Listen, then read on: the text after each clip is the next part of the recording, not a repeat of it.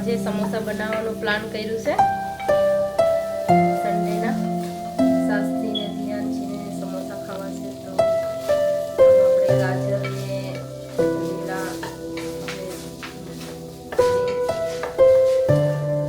Green piece આવે તે લઈ લીધા, તેને રાઈ જીરામાં વઘારી નાખ્યા છે. બાફેલા બટાકા પણ લઈ લીધા છે છોડીને. તો હવે આપણે આને પ્રોપર કૂક કરી દઈએ.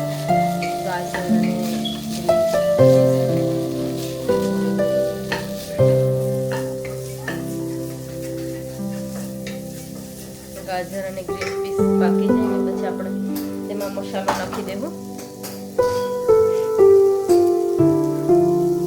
મસાલો નાખી દઈએ.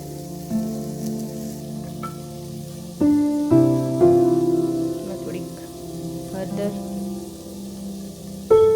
જીરું પાવડર, લાલ મરચું, બધાને પ્રોપર મિક્સ કરી દઈએ.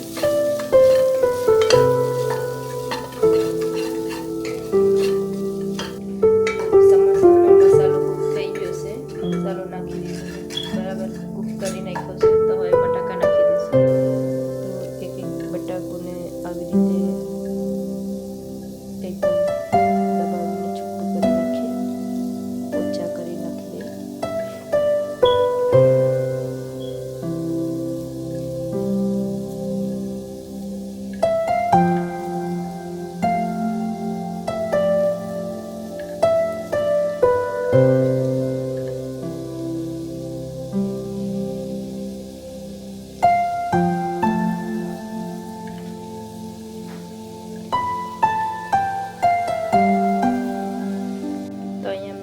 હાફ લીંબુ પણ નાખવું છે. લીંબુ નાખવાથી ખાટો મીઠો ટેસ્ટ સારો આવે છે.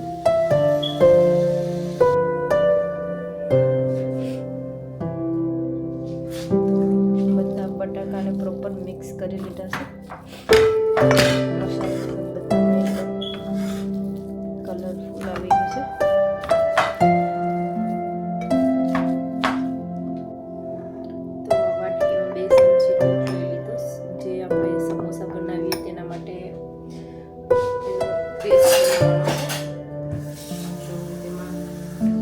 ઠંડુ પાણી નાખીશું. થોડું થોડું ઠંડુ પાણી નાખીને ધીરે ધીરે મિક્સ કરી લઈએ. 2 સ્પૂન જેટલું જ લીધું છે, બહુ જાજી જરૂર નથી. થોડું થોડું પાણી નાખી દઈએ એટલે સમોસા એકદમ ખુલે નહીં, છોટી જાય એના માટે આ પેસ્ટ બનાવી નાખીએ.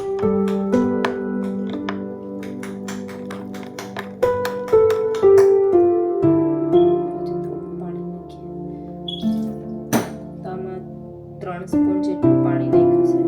આપણું બની ગયું છે પેસ્ટ સમોસા માટે.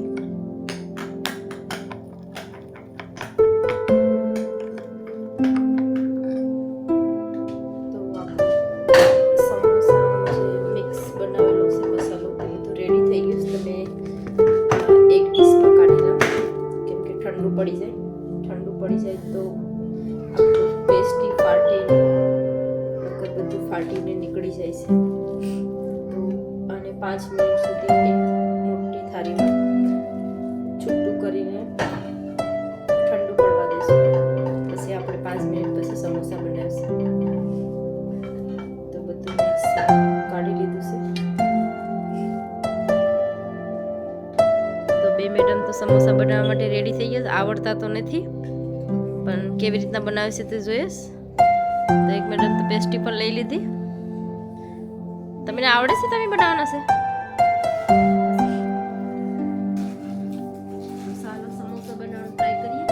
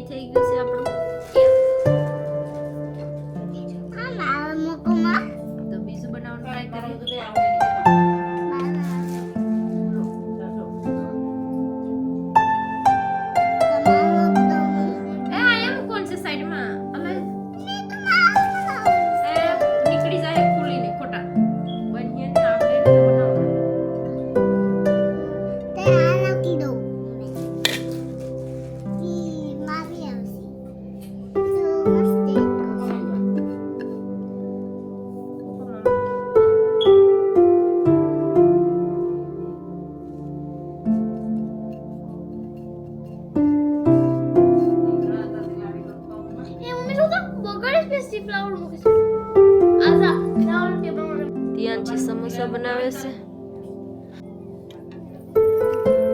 તો ધ્યાનથી આખા સમોસા બનાવીને એક જ પણ ધ્યાનથી હતાઈ ગઈશ.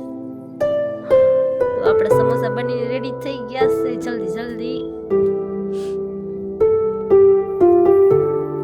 તો અહીંયા સ્પ્રિંગ રોલ બને છે. તો સ્પ્રિંગ રોલ કેવો બને છે તમે કહેજો. આવો તમે પહેલી વાર લાઈફમાં સ્પ્રિંગ રોલ બનતા જોયું છે. તો આ છે નવી ડિઝાઇનનો સ્પ્રિંગ રોલ બને છે.